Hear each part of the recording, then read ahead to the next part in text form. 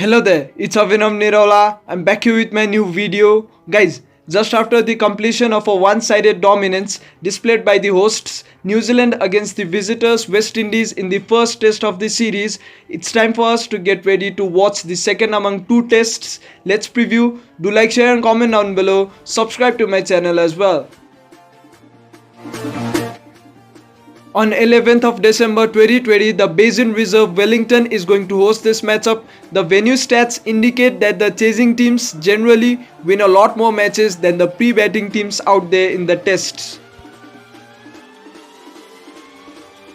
Expect a lushy green and heavily moist pitch to be installed for this matchup. This venue has a reputation of making us witness a lot of matches being played on such bowling friendly pitches. By the way, NZ's green pitches usually display their play for the good part of the first 3 days only. After that period, the pitches generally flatten down to ultimately make it a cakewalk for the chasing teams. Expect similar things to happen this time around as well.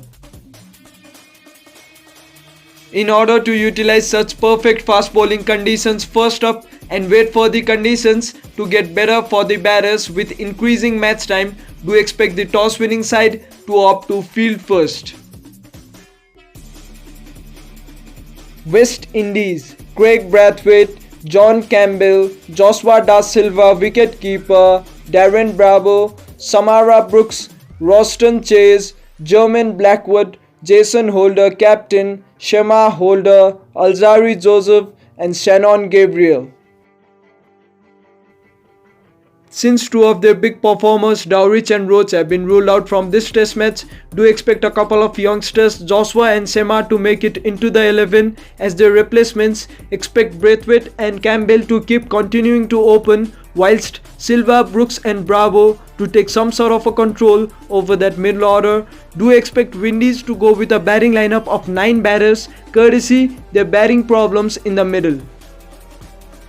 So, the likes of Blackwood, Holder and Joseph shall make it into the 11 due to their recent performances, and also in order to increase the depth of that order. Windies need to remain positive at every point in the game if they are to pull this test match out. It's just a matter of getting past the top order of NZ to rip their whole lineup apart, whilst it's just a matter of leaving as many balls as possible while batting. But in the absence of Roach, do the Windies bowling lineup have enough gas to go past NZ's big three? New Zealand: Tom Latham, Will Young, Kane Williamson captain, Ross Taylor, Henry Nicholls, Tom Blundell wicketkeeper, Daryl Mitchell, Kyle Jamieson, Tim Southee, Neil Wagner and Trent Boult.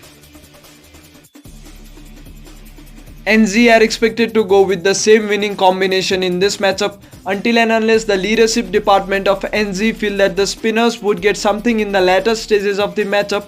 Don't expect Sandner to replace Mitchell in the lineup. To check whether Young is good enough to open in the Pakistan series or not, expect him to get another opportunity to open in the absence of their talisman, Watling. After this side's scintillating performance in the last test, it looks as though there aren't any loophole in this side surfacely, but there is a huge loophole in this side if we go deep into the lineup, and that's the presence of an inexperienced and unproven lower middle order. It's all about getting past the Lathams, the Williamsons and the Taylors to rip through this batting lineup. Windies and NZ both need to keep this stuff in mind and play accordingly. At this moment in time, it looks as though West Indies stand no chance at all against the home side, as almost nothing has gone their way so far in the build-up to this matchup. Consistent batting issues, big players' unavailability, injury concerns, wicket-keeping issues, bowling issues, fielding issues, temperamental issues, conditions concerns and so on. So do expect New Zealand to win this encounter, to whitewash Windies with a scoreline of 2-0 in the tests as well. Take care.